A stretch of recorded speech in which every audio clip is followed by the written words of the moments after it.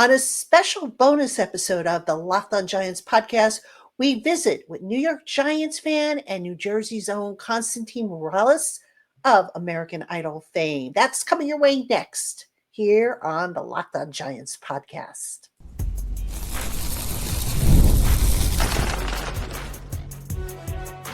You are Locked On Giants, your daily New York Giants podcast, part of the Locked On Podcast Network, your team every day.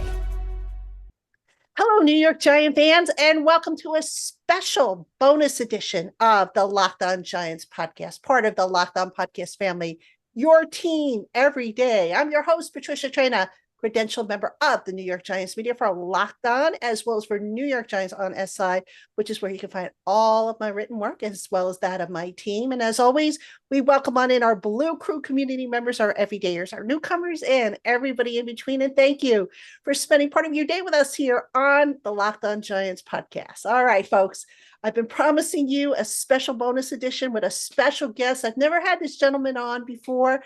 I'm really excited he's here because I'll tell you why in a moment. I'm going to read off some of his credentials, and then I'm going to give you a little bit of history, why I'm such a big fan of this gentleman. He is Constantine Maroulis. He is, all right, get your scorecard out, people, because he's done a lot. He is a two-time Tony nominee for his work on Broadway. He appeared in Rock of Ages. He has been touring around the country, part of the Foreigner Journey tribute band, which I saw a few months ago, loved it, which I highly recommend if it ever comes your way. He is an American Idol finalist. For those of you who know Carrie Underwood, who does the Sunday night football theme, he was part of that show. And he has a new album out called Pieces, which he's going to tell us about a little later on in the program. And he's done so much more. I mean, Constantine, my friend, how are you, first of all? What an amazing introduction. The master of disaster, the king of sting. So many. You got a lot of nicknames. Hey. So great to be here with you. And I'm an even bigger fan of yours. Well, thank you. That's very, I'm humbled. But I forgot the most important thing in your background. You're a Giant fan. Yeah. You're a celebrity Giant fan. So one of the things I wanted they know. They know? Well, they know. I'll be yelling at them on Twitter, Giants Twitter. They don't know it's me. They don't think it's me. Oh, I'm not verified. Or some. I was verified in 2007. That's why. 2008. And then I didn't pay Elon for the little blue check like everybody does. You look at it. It's me, and it's me talking to you, talking a lot of smack. But I'm the ultimate homer, as you know. I'm a big homer. Well, nothing wrong with that. He's a Giant fan, like I said, so he follows all the stuff. He engages with all of us being in the media. He and I have had a few debates over the time, but it's all good. So, Constantine, let's start off with how you became a fan of the Giants. Everybody has their story. I know you were born, I believe, in Brooklyn, and then raised in, did I have it backwards? Yes, no. Born in Brooklyn, New York, born in Park Slope, Brooklyn, but we're from Bay Ridge. My grandparents came to Brooklyn, well over 100 years ago. And we left the city in the late 70s, early 80s for North Jersey. And that's where I grew up predominantly, in Upper Bergen County, the 201. A little town called Wyckoff, and I'm here now. My daughter's in school as well in town. She's going to all my old schools now. So just grew up a Jersey boy. Yeah, for sure. And oh my God, the earliest recollection I had of like meaningful football to me was basically 1986. I mean, really the seasons before, but I'm like at that perfect age for that run up to that big, just beautiful, magical season. 11 years old or so, 10 years old. And, I mean, again, it was so different then. We didn't have the 24-hour like sports news cycle. We really had to read every piece of newspaper. You heard about it, you saw it. And then, of course, the games were on and I was locked in right away. I have early recollections of like the Raiders Super Bowl. What is that? Early 80s. Not with the Giants, of course, but couple of those like Super Bowl parties, but it was really that the 85 Bears into the Giants was like the most epic introduction to the NFL. But that it was always Giants in my family, my parents, my cousins, my brother in particular, and mostly all my friends. But there's some Jets fans along the way and whatever else. But I just was infatuated from the very, very beginning. And of course, I was blessed with that early Super Bowl and such good teams, the LT years. Phil Simms lived in Franklin Lake, so everyone root for Phil as well because he was local. You knew his kids as well. And a lot of the guys lived around here. So, yeah, just the best. And Bill Parcells, geez, the best ever. Yeah, for sure. That was quite a team. And of course, that's actually not one of my earliest memories, but I actually almost went to that Super Bowl. Whoa. I was a freshman in Pasadena, right? Pasadena? Yeah, in Pasadena. I was a freshman in college. My father had won Super Bowl tickets in the lottery. Back then they did a lottery for season ticket holders. And I was like, give them to me, give them to me. I'll go out there. And he's like, no, no, no, you got to go back to school. Oh, what? Nowadays, kids drop anything during school. You know what? I went to the 1990 Super Bowl. I went to the one against Baltimore that they lost, and I covered the last two. So I made up for it. You definitely did. What was your favorite move that they made this offseason? Well, I mean, I like the picks, and that's really cool. I think maybe moving, our favorite right tackle out of Alabama there back to guard. Maybe that turns out to be the best move of the year, really. I think adding a little depth there. I forget the name. There was some interior lineman, a guy that can play center. You got to hope that, Schmitz, is it? Schmitz is the starter. Yeah, got to hope that he can stay healthy and build consistency from there out. I mean, when you have Thomas, I mean, that guy's like number 1, 2, I mean, 3 in the whole league, in the whole shield. When he's on the field healthy, he's so good. So, I like Luminor. I mean, I like his vibe and presence on socials. And I think if he can really dig in at right tackle, I mean, yeah, they have some stuff. I like another tight end. Theo's going to be back healthy, but you get the other really kind of underrated tight end. And then you still have Bellinger, who's just that kind of like meat and potatoes guy, maybe. And then Manhurts, just that guy's massive. So, I mean, I think the people are there, for success. We just gotta, just gotta execute. So I like the moves. I like the Dolphins defensive back. He looks like a steal, but we'll see. And the cornerback, you think they'll bring back Beckham for there's all this talk, but I don't think they need like a team obliterator like that right now. Yeah, I mean, Beckham, I could see them giving him a ceremonial one day to retire as a giant contract, but you bring him back, who are you going to take reps from? Neighbors? Come on. No, well, no.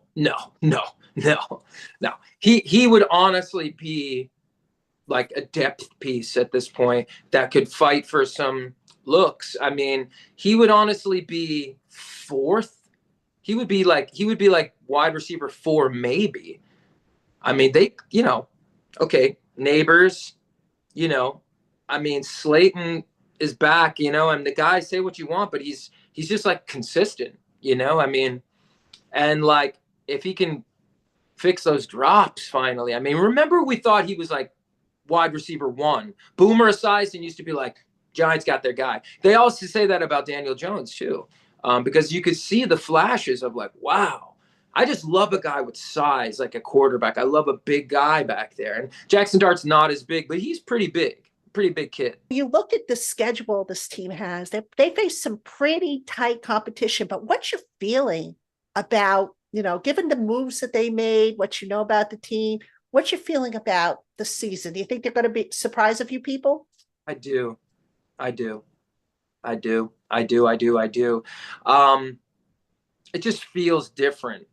just feels different. There's a lot of young talent that, I mean, we're young, and I do.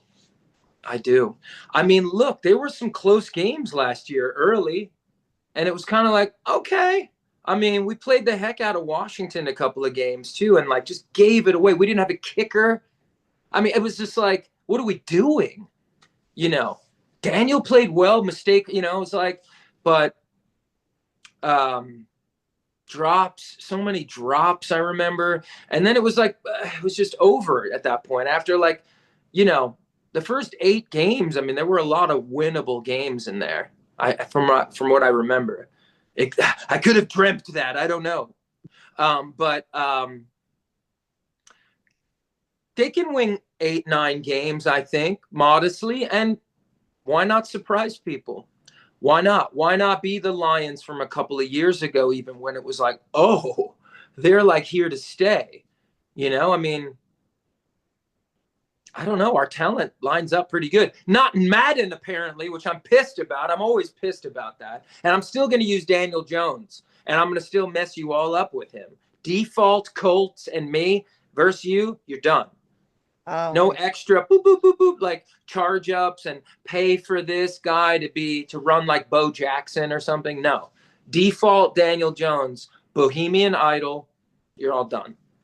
true story. I actually told Daniel Jones one day that you were a big fan of his. And he's like, who? Well, I did have to tell him who you were, but I said, oh, you know who Carrie Underwood is? He goes, yeah. I said, you remember where she's from? Yeah. I said, he was on that same program that year.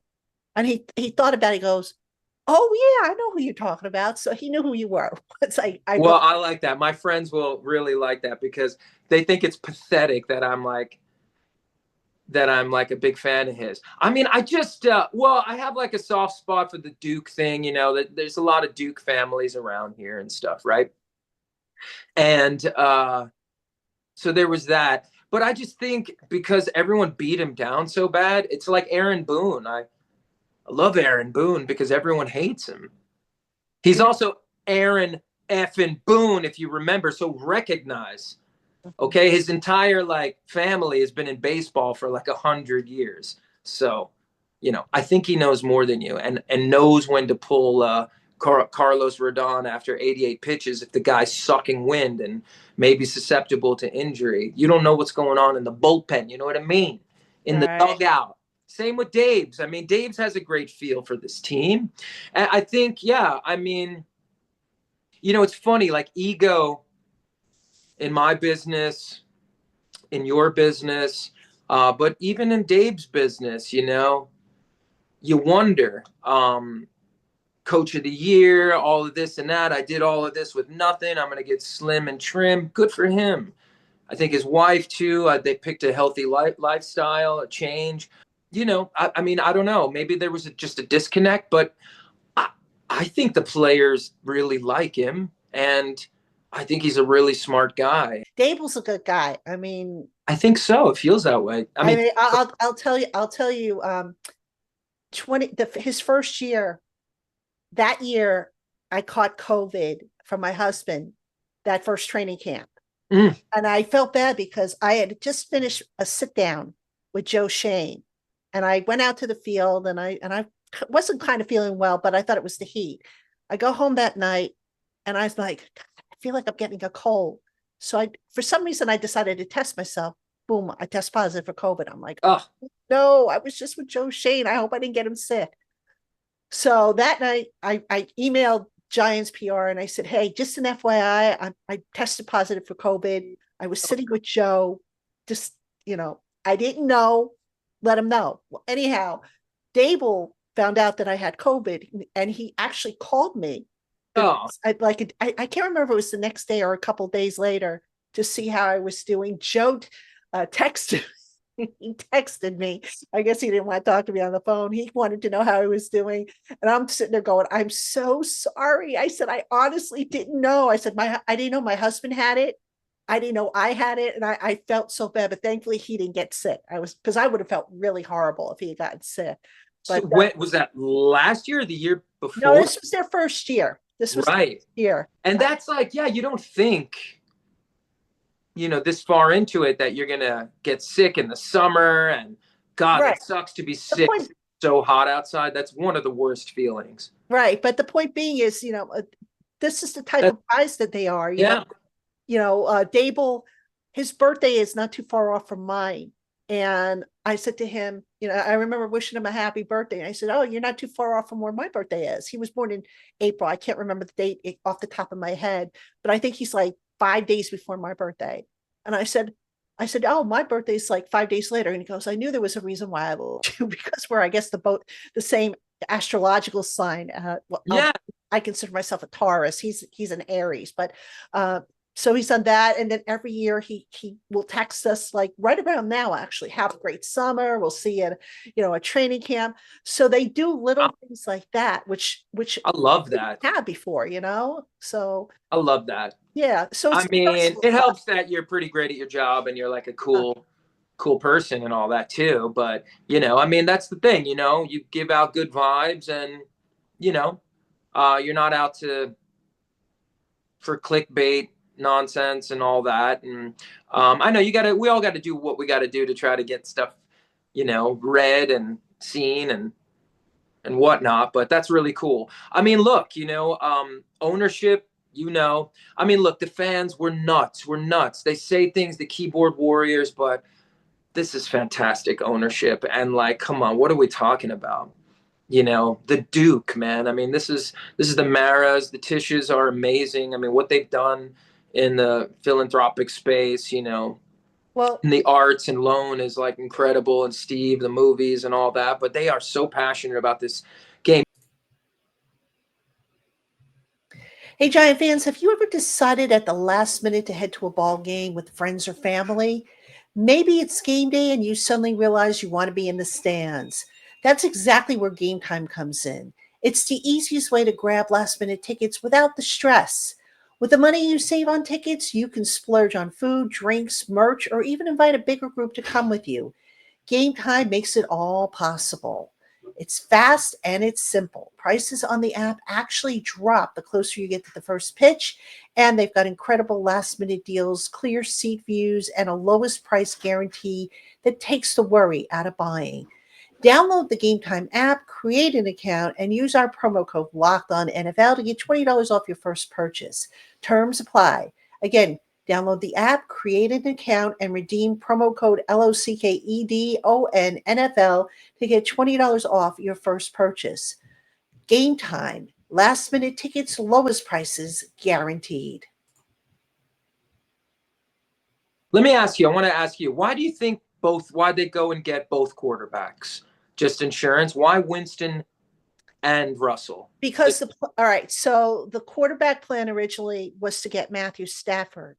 When I saw you at the concert, remember I told you at the time I was hearing that they were feeling good about it, and they were. Yeah. They were actually feeling good about it, and then at the last minute it fell apart. So they went to plan B. Plan B was Russell Wilson. All right, they wanted Russell Wilson, but Russell Wilson probably wanted a multi-year deal. He only got a 1-year deal. So they said, okay, you know what? Well, we work it out with Russell Wilson. Let's get Jameis Winston in here. And the idea was, okay, you know what? We'll draft our quarterback, which they did, of course, with Jackson Dart. Jameis Winston is here for 2 years. So he's going to be like the mentor, the guy who's going to be standing next to Dart on the sideline, the guy who's going to be there. And then next year, when Dart takes over, Winston's going to be his backup. So it's a matter of consistency what they were trying to do. So Russell's the plug, the bridge quarterback. Now, do you think that Russ can keep his job for most of the season? What if he's playing well? I don't know. What if he's playing damn well? He looks good in a Giants uniform, man. I wish it was 10 years ago, but I'll tell you what.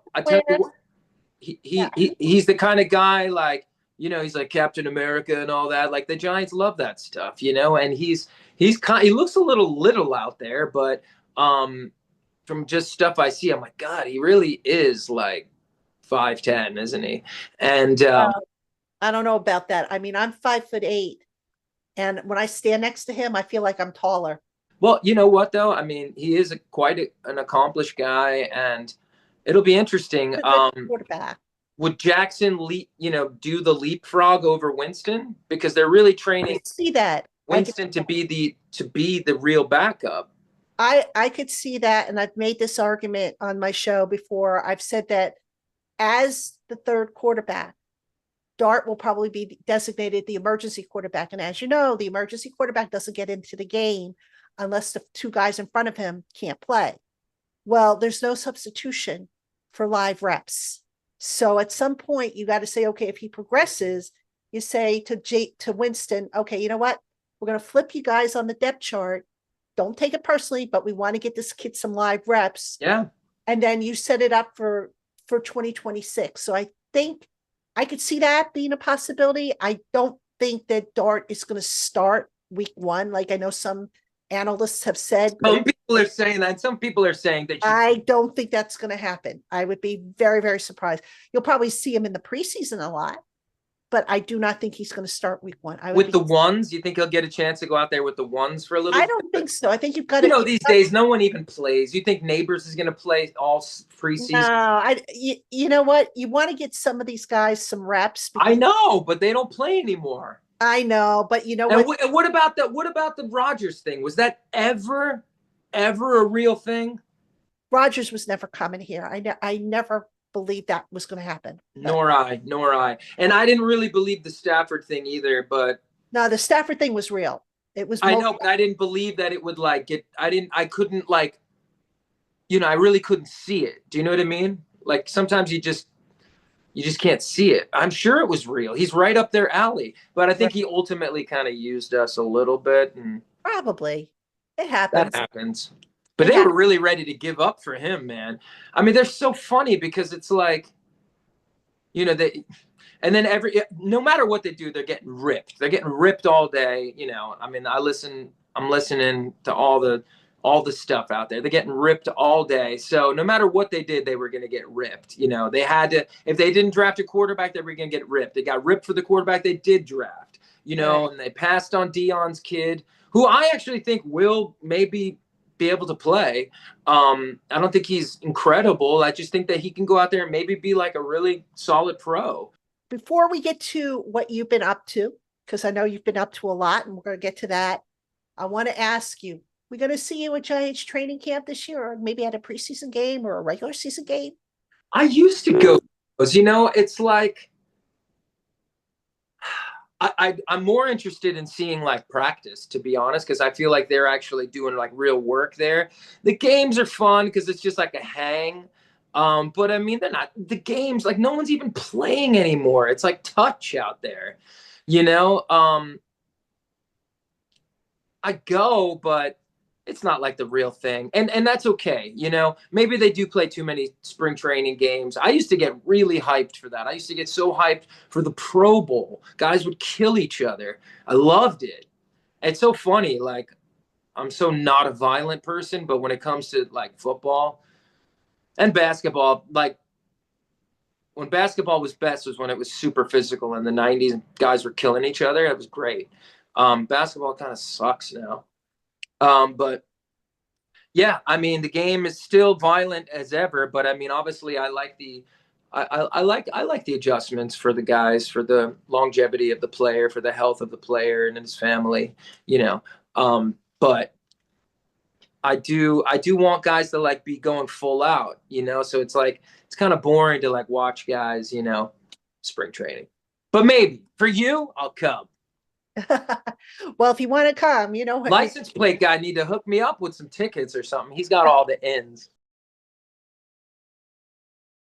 This episode is brought to you by Rouette. I know that you've probably heard of Viagra and Cialis, maybe even tried them, but if you're looking for something that goes beyond the usual pill, then it's time to meet Rouette Ready. Their 3-in-1 formula dissolves under your tongue, kicks in fast, on average in about 15 minutes, while some of those usual pills can take up to hours, and the effects can last up to 36 hours, so you can always stay confident in control when the moment is right. And it's all completely online. You can read real customer reviews on their website, and over 150,000 men have already made the switch. Just head over to rougiette.com/LockedOnNFL and use code LockedOnNFL to get 15% off today. That's RUGIET.com/LockedOnNFL and use promo code LockedOnNFL for 15% off. Individual results may vary with prescription treatment. Compounded drugs are permitted to be prescribed under federal law, but are not FDA approved and do not undergo FDA safety, effectiveness, and manufacturing review. Please visit the Rougiette website for full safety information. Friend, let's talk about what you got going on. I mean, so much is going on. You got a new album out. Tell us about your new album.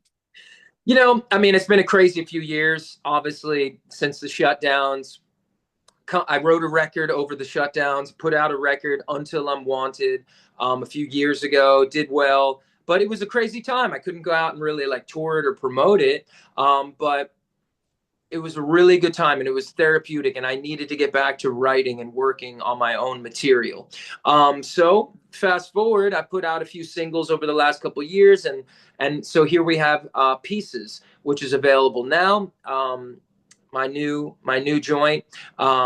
Really excited about that. It's about really, kind of looking back 20 years since I was on American Idol with Carrie Underwood. I went back and visited her this year on the show. It was a lot of fun.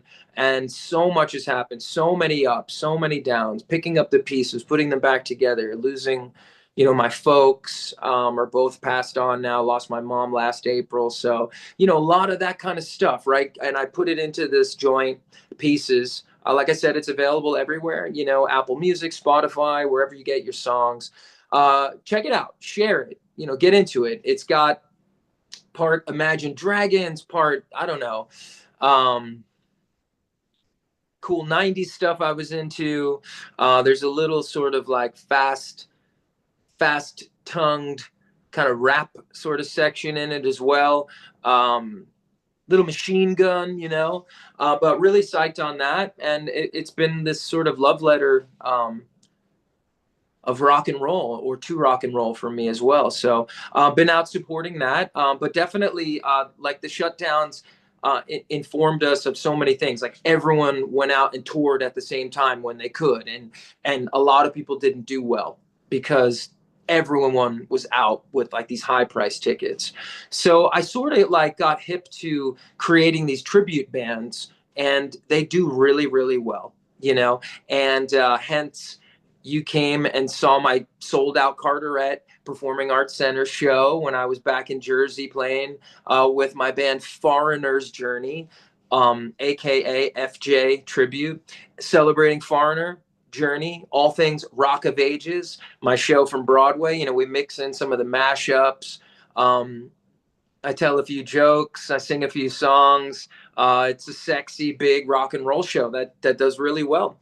We have a ton of shows coming up this summer, fjtribute.com. I'll be out with them all over the place. I was just on the West Coast with Broadway's Rock of Ages band, which is the original band from Broadway, from the show, and me, performing all the songs full out. We were just in Vegas, we were in San Diego, we were out in LA. Unbelievable show. So I'm out with them, and I have a solo show coming up in Lyndhurst, New Jersey, back in the Jers, summer series Under the Lights, July 12th it is, actually. There's an incredible U2 tribute band going on before me, but I'm just going to be out there solo with my amazing band, playing all the big hits from Rock of Ages and all the stuff, and, maybe a couple of my songs along the way as well. So a lot of fun stuff, some acting things coming up that you'll hear about. And I'm just always grinding, but I'm good. I'm working right now as I speak to you. I love being a part of these new shows. I've gotten to be in some big Broadway shows, but there's nothing like being in the room where it happens, right? To quote Hamilton, the room where it happens, to be at the beginning of a show, to be at the table with our music stands and our scripts and our books, and digging in with a bunch of great actors. I'm working on a cool piece based on Dante's Inferno, called Taylor's Inferno, and it's with the music of the Doors. So it's pretty cool. And it's very early incubator, but it's exciting because the music really lends itself well to this story. Now we're completely reimagining Dante's Inferno set in this like modern day high school kind of twisted Beetlejuice kind of world, with like Mean Girls mixed in and Be More Chill and like this whole like video game component. So there's going to be like really sick design. But we have like the blessing of the estate to develop this show, and I hope they like what we come up with. And by the way, like they're gonna it's unforgiving. Like basically after like 5 days of rehearsal, like, you know, full 8-hour days, 10-hour days, they're going to see what we have, right? And it's going to be so raw still.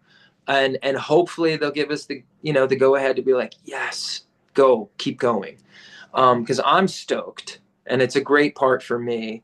And it's exciting. But I've been a part of so many of these, you wouldn't even, you'd be like, what? And I've been a part of some that I didn't get the part later on also. But so many that have never seen the light of day. It's a lot like sports. It's like if you think of how many athletes are, how many talented baseball players and football players, you know, they never get to the show, or they get to the show for a little bit. Constantine, my friend, I can't thank you enough for taking so much time to sit and chat with me. I feel like, you know, we should have had a drink or something the way this conversation went, but this was great. I appreciate you. Folks, we're going to put all his information if you want to pick up his album, if you want to follow his tour date, we got his website, all that's going to be in our show notes. So do check all that out. Constantine, we better see you at training camp. You better come through a practice. And if you do, you better let me know. I don't even know how. So off camera, you'll let me know how. I definitely will try to make that happen. That would be fun. And, yeah. you know, and I would love that. And I'm so bad. Like people are like, call us anytime, this and that. And there's a term in Greek. I'll spare you. Binasmenos. I'm never binasmenos. Like I never want to appear like I have my hand out. I want to come. Remember when you said you give me free stuff? I hate that. So, and I actually, in terms of the game, I love watching the games. I love being home alone with no one. I want the game on. And I like to go, but it's not like being home and one with the game, you know? Right. No, I hear you. That's but we'll make that happen. And thank you for having me. And thank you for being such a great supporter as well. Oh, anytime, my friend. You're a talented man. I'm blessed to know you. And by the way, folks, I did vote for him when he was on American Idol until he got eliminated. Then I was like, oh, but I hung in there and I voted for Carrie. You didn't text enough. I think back at the time when we texted, dial up. Maybe it was dial up. Might have been dialing back then. So, but I did vote for you. I did vote for you. And I know my husband did too. So anyway, Giant fans, that's going to do it for this edition of this special Locked On Giants podcast. Make sure you tune in next week. We got all new episodes as we continue to break down the Giants position units. We will see you next week, Giant fans. Have a fantastic weekend.